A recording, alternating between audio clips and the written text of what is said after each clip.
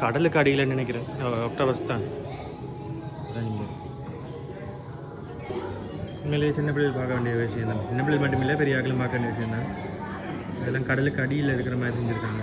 அதுதான் இருட்டாக வச்சுருக்காங்க. இல்லை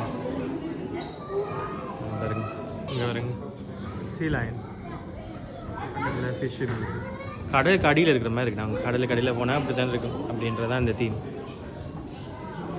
ஒரு பெரிய ஃபிஷ், டேர்ட்டில் கீழே இருக்குது.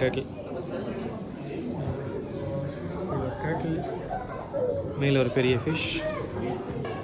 இங்கே பாருங்கள், மூடி திறக்கிற சிப்பி ஃபிஷ்.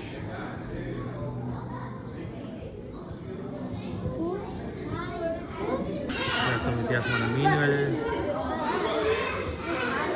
நல்ல கரண்ட் உருவாக்குற மீன் சொல்கிறேன்.